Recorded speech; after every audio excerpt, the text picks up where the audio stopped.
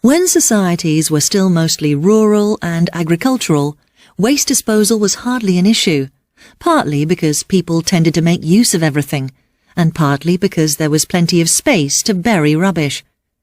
It was when societies became predominantly urban and industrial that problems arose, mainly to do with health.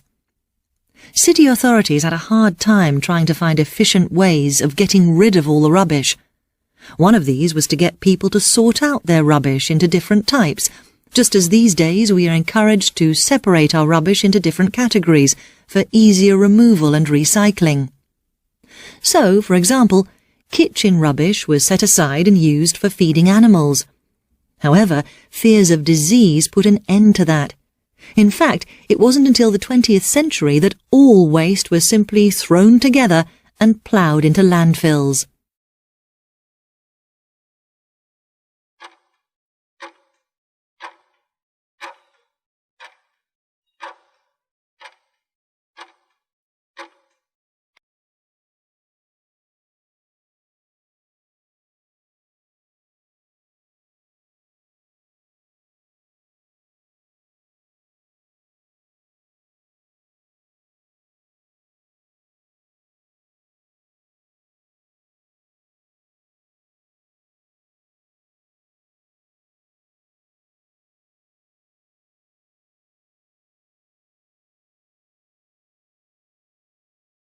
Classified advertisements placed by individuals in newspapers and magazines are not covered by the Advertising Standards Authority's Code of Practice.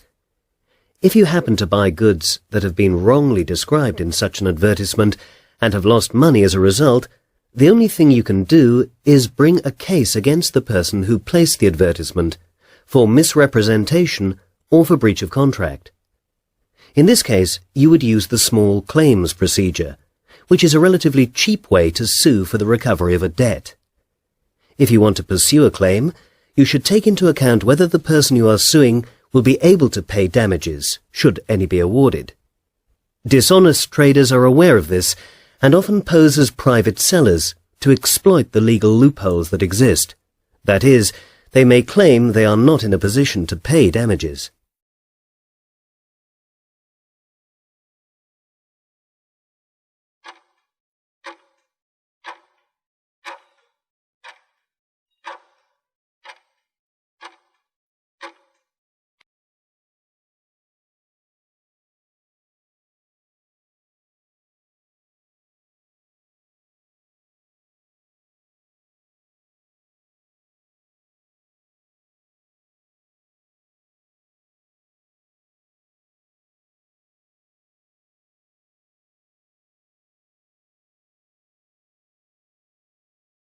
In the 19th century, few people could afford to travel abroad.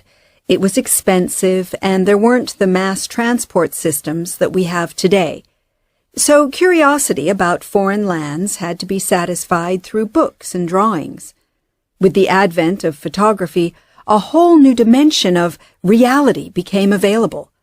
Publishers were not slow to realize that here was a large new market of people hungry for travel photography, and they soon had photographers out shooting the best-known European cities, as well as more exotic places further away. People bought the pictures by the millions, and magic lantern shows were presented in schools and lecture halls. Most popular of all, however, was the stereoscopic picture, which presented three-dimensional views and was considered a marvel of Victorian technology.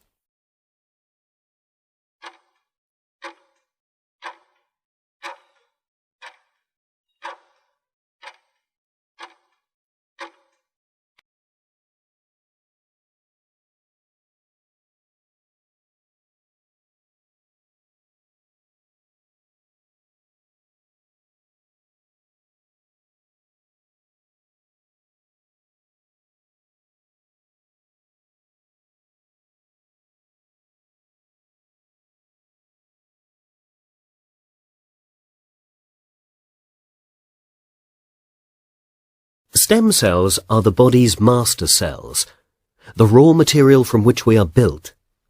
Unlike normal body cells, they can reproduce an indefinite number of times and, when manipulated in the right way, can turn themselves into any type of cell in the body. The most versatile stem cells are those found in the embryo at just a few days old. This ball of a few dozen stem cells eventually goes on to form everything that makes up a person. In 1998, James Thomson announced that he had isolated human embryonic stem cells in the laboratory. At last, these powerful cells were within the grasp of scientists to experiment with, understand, and develop into fixes for the things that go wrong.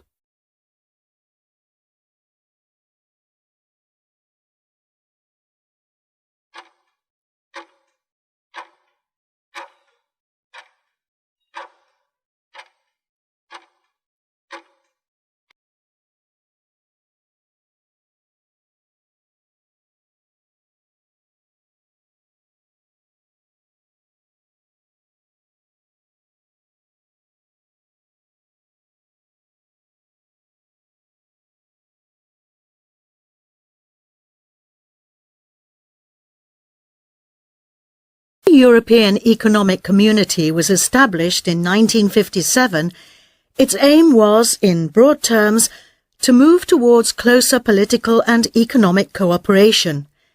Today, the much larger European Union has a far-reaching influence on many aspects of our lives, from the conditions we work under to the safety standards we must adhere to and the environment in which we live.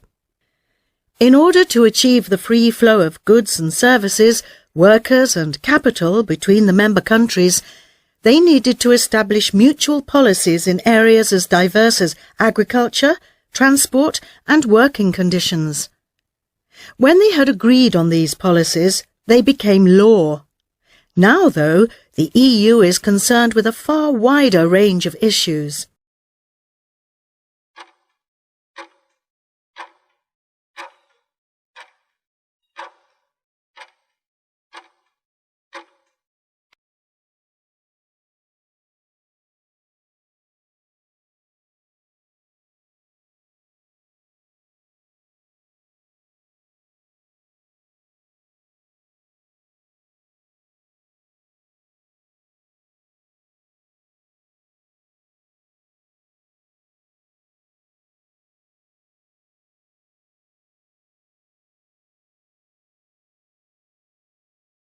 When you hear things like human DNA differs from chimp DNA by only a couple %, you can't help but wonder, how can that be? How can so few changes make such a big difference?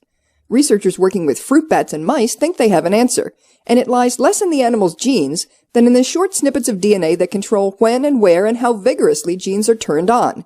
If you've ever thought that a bat is basically just a rodent with wings, you're not too far from the mark. One of the most obvious differences between bats and mice is their forearms. Mice have these stubby little legs, and bats have these large, leathery wings. But even those differences are not as major as you might imagine. Mice and bats both have a gene called PRX1, which regulates limb development. But the gene is more active in the budding wings of bats. So the researchers took the piece of DNA that controls PRX1 activity from a bat and stuck it into a mouse. The result, pictured in the January 15 issue of Genes in Development, mice that have longer front legs. Okay, they didn't sprout wings, but the study shows that even small changes can have big consequences. Thanks for the minute. For Scientific American's 60-Second Science, I'm Karen Hopkin.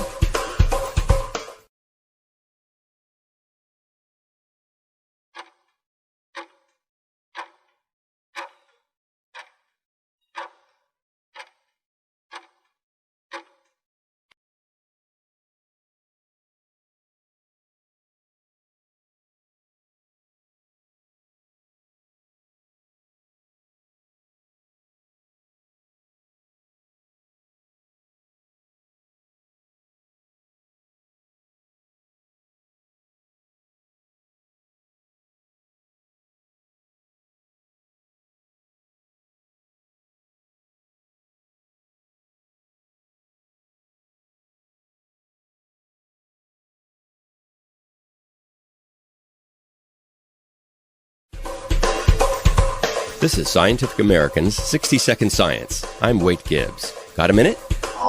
If you want to see evolution at work, visit a hospital. Inside a sick patient, antibiotics wipe out infectious bacteria by the millions, but germs are always mutating. A few adapt to resist the drug, so they survive and spread. Such antibiotic-resistant bacteria infect 2 million Americans every year. They kill 23,000. In this arms race between medicine and evolution, evolution is winning. But could we turn evolution against bacteria? It turns out that when bacteria mutate to become resistant to one antibiotic, they often become more vulnerable to a different drug. So maybe after a jab with the left, a roundhouse to the right will deliver a knockout blow. Down goes Frazier! To test this idea, researchers in Denmark dosed batches of E. coli with 23 different antibiotics and waited for resistance to evolve. In 3/4 of the cases, the mutant germs became more susceptible to a second drug. The work appears in the journal Science Translational Medicine. One particular combination of widely used antibiotics, genomycin, then cefuroxime, then genomycin again, and so on, looks like it could hold the bugs at bay indefinitely. Resistance is futile. Thanks for the minute. For Scientific American's 60-Second Science, I'm Wade Gibbs.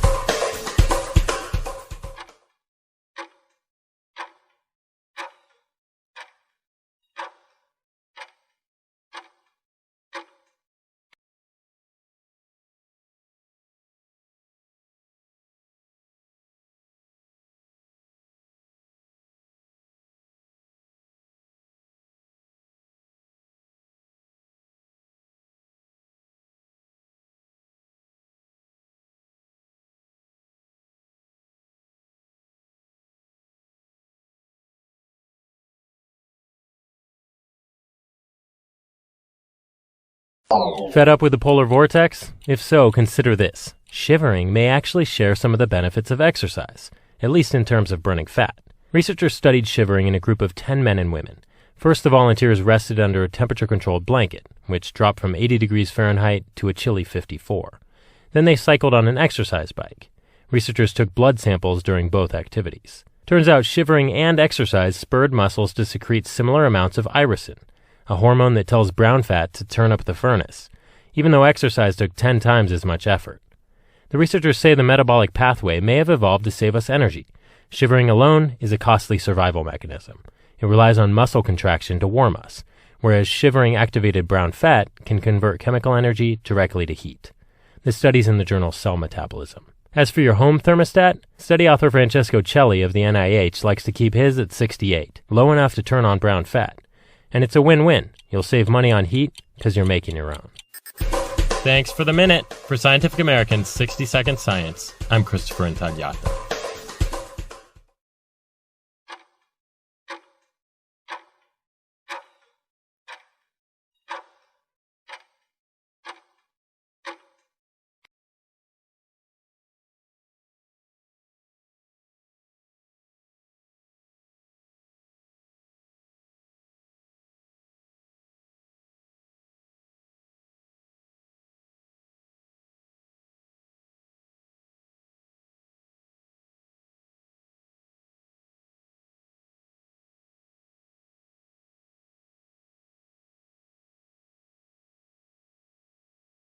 The 1976 Mars Viking landers didn't find any life on the red planet, but maybe they weren't looking right, because at least one researcher thinks that 0.1% of the Martian soil tested by the Vikings could actually have had a biological origin.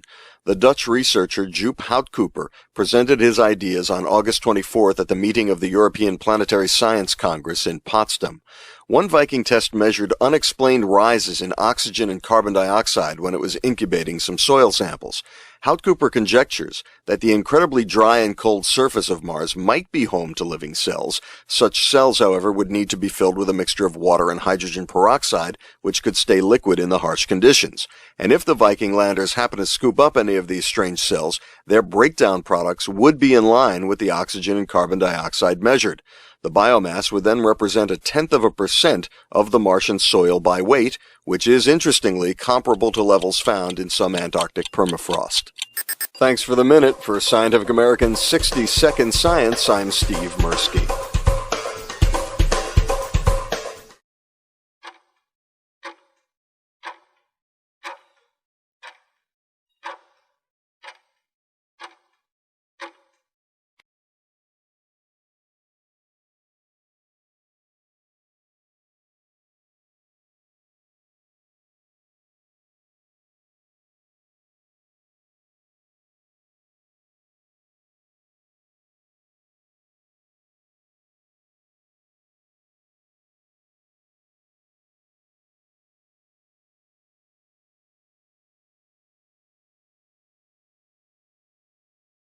Iron is a great material for making tools, but the oldest known iron artifacts were actually intended for decoration, 9 Egyptian beads that date back to 3200 BC. And now we know that this ancient jewelry has an even more impressive origin. The iron out of which it was crafted came from space.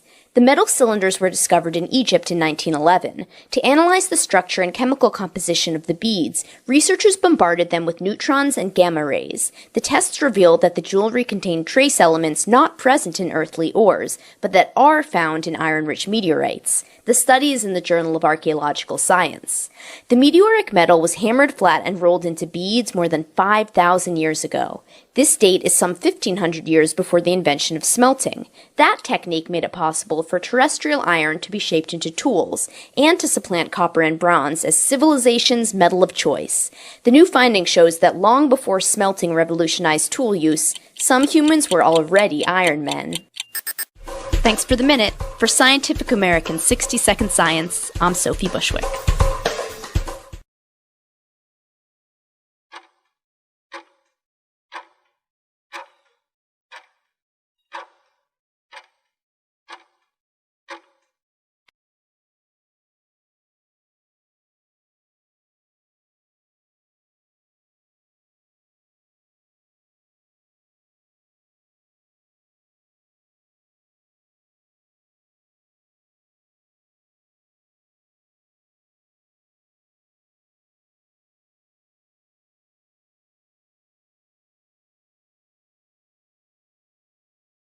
There are hot peppers like the jalapeno, and then there are incendiary peppers like the legendary habanero.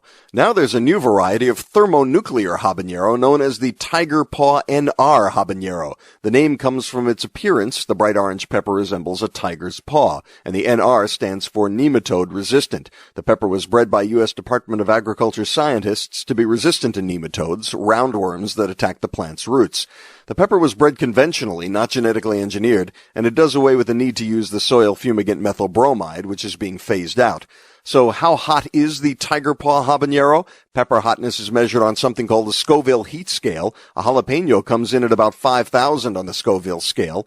A regular habanero usually scores at least 100,000, and the tiger paw habanero tops the Scoville scale at almost 350,000.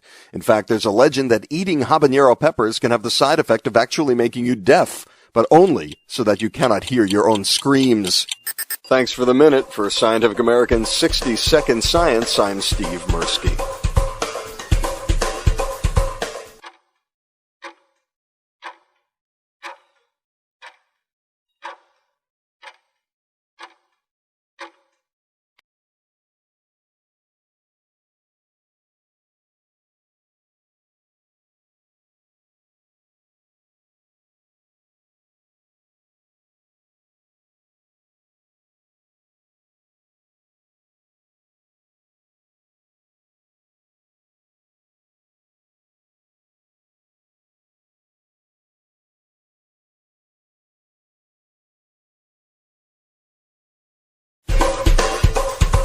This is Scientific American's 60-Second Science. I'm Steve Mirsky. Got a minute? The Nobel Prize in Chemistry goes to 3 men who revolutionized molecular life science, Japan's Osamu Shimomura and Americans Martin Chalfie and Roger Tsen.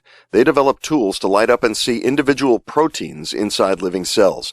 These tiny molecular flashlights make it possible to study numerous events that take place in cells and whole organisms that were previously invisible, such as the development of nerve cells or the spread of cancer cells. In 1962, Shimomura, now emeritus professor at the Marine Biological Laboratory at Woods Hole, discovered that jellyfish produce a green fluorescent protein, GFP, that glows when exposed to ultraviolet light. Some 30 years later, Columbia University's Chalfie showed that the GFP gene could be put into any organism. By making sure the fluorescent protein was expressed at the same time as other proteins of interest, researchers could literally light up events they want to follow. Then Tsen at the University of California, San Diego, engineered fluorescent proteins in various colors. The multicolor palette enables researchers to follow multiple biological processes at the same time. Thanks for the minute. For Scientific American's 60-Second Science, I'm Steve Mirsky.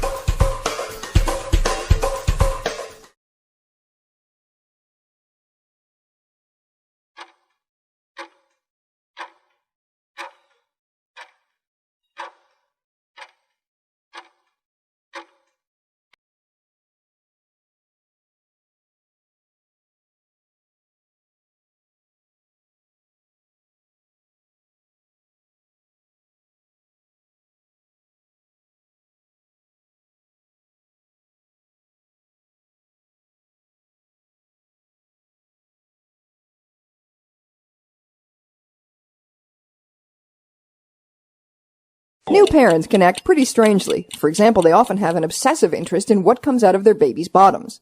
Now researchers at Stanford University join them in their diaper diving to explore when and how bacteria colonize the human gut.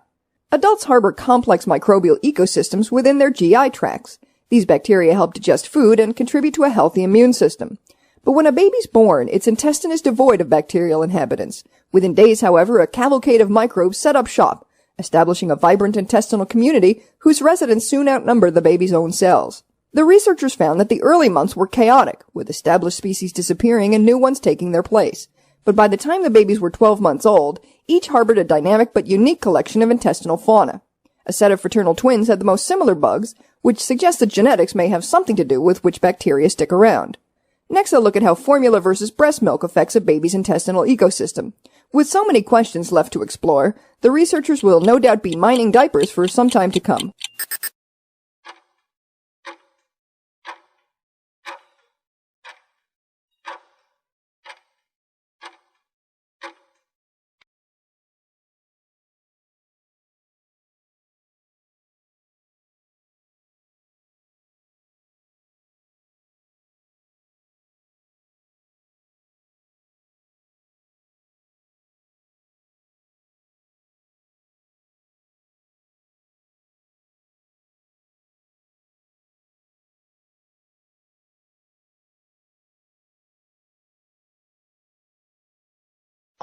Various studies have suggested that eating garlic can be good for you.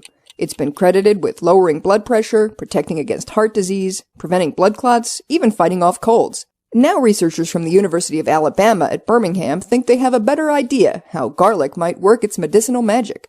The Alabama team exposed red blood cells to the juices pressed from a standard supermarket-issue clove of garlic, and they found that the garlic-soaked cells started giving off hydrogen sulfide, which is the gas that gives rotten eggs their delightful bouquet. Okay, I know you're probably thinking that smelling like sewage seems even more odious than reeking of garlic. But on a molecular level, a pinch of hydrogen sulfide can be just what the doctor ordered, because hydrogen sulfide serves as a chemical messenger that helps relax blood vessels and increase blood flow, which could explain some of garlic's cardiovascular benefits. Of course, more studies are needed to show whether a clove a day really does keep the doctor away. In the meantime, enjoy your garlic bread, and don't worry about the garlic breath. Just think what the insides of your arteries must smell like.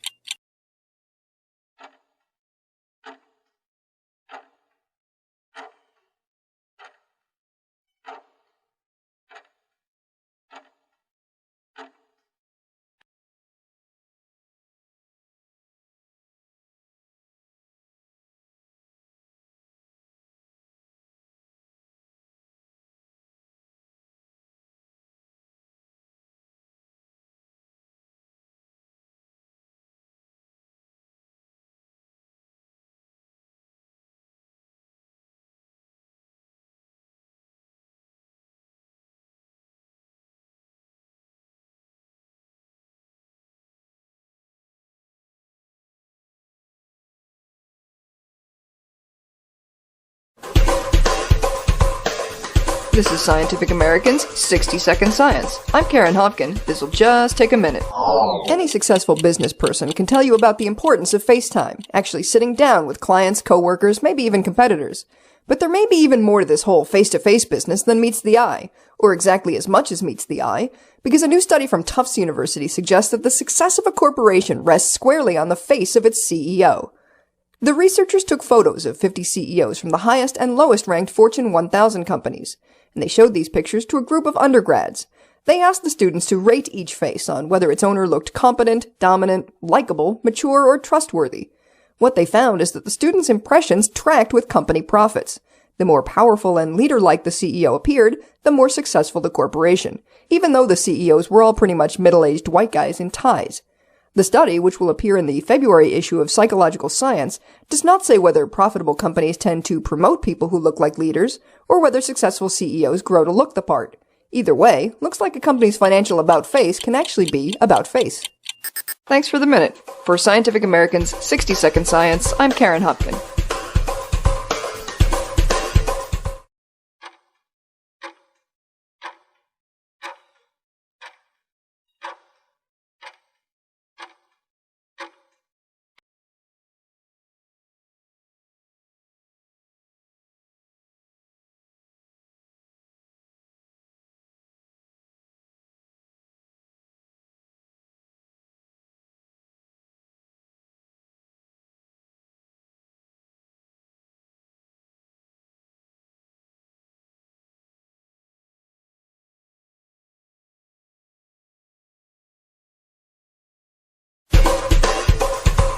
This is Scientific American's 60-Second Science. I'm Cynthia Graber. This will just take a minute. How frequent are nightmares for toddlers, and what causes them? Those are questions researchers at the University of Montreal hope to answer. They asked parents of about 1,000 children to estimate the occurrence of their child's nightmares from age 2.5 through age 6. The parents were also questioned about their child's disposition. First, it turns out that nightmares aren't so frequent. About 1/3 of the parents reported no nightmares at all. And then there's the second result. Kids who were called difficult as early as 5 months were more likely to suffer from nightmares as toddlers. And the ones who at 1.5 years were more anxious, more likely to cry, and more difficult to calm down were also more likely to have bad dreams. The study authors say this means children may be, well, like little adults. It's already well established that adults tend to express real-life stress and emotional problems as nightmares. The researchers suggest that focusing on the kids' daytime issues and on parenting techniques may help banish nighttime demons. Thanks for the minute. For Scientific American's 60-Second Science, I'm Cynthia Graber.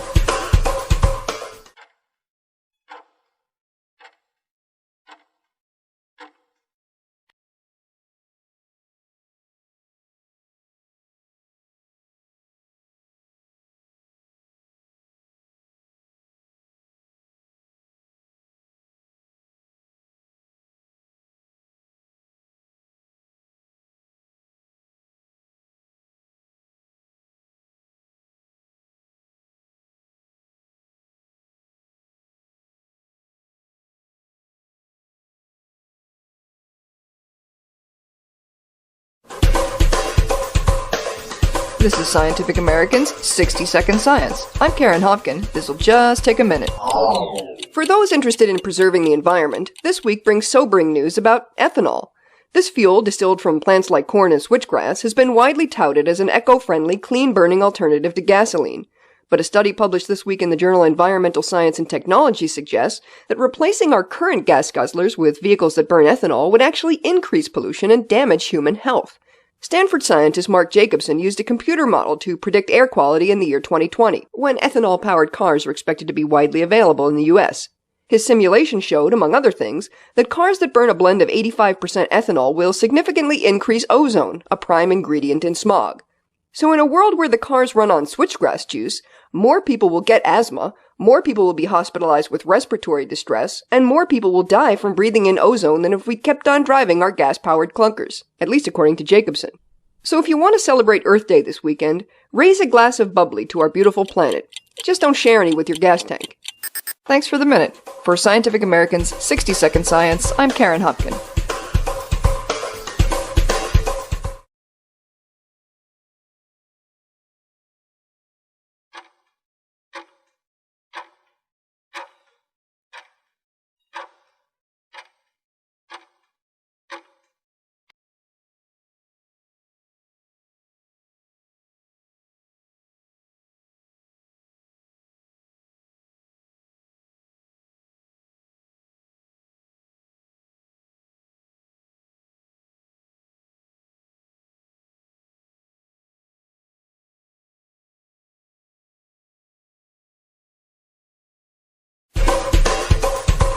This is Scientific American's 60-Second Science. I'm Steve Mirsky. Got a minute? A direct effect on human health related to climate change is the likely increase in infectious diseases transmitted by insects or through contaminated water. In the March 25th issue of the New England Journal of Medicine, infectious disease researcher Emily Schumann points out that insects are more active at higher temperatures and broaden their range. Altered weather patterns bring drought to some areas, flooding to others, and a higher likelihood of water contamination to both. The World Health Organization predicts a 3 to 5% increase in the population at risk for malaria, with a temperature increase of 2 to 3 degrees Celsius, and 2 degrees is our best-case scenario right now. The WHO also sees 10% more diarrheal diseases related to unclean water by 2030 due to climate change. Schumann urges the development of warning systems to spot disease outbreaks early, along with continued research into treatments and vaccines, which, she writes, will go a long way in preventing human suffering that could otherwise occur as a result of climate change. Thanks for the minute. For Scientific American's 60-Second Science, I'm Steve Mirsky.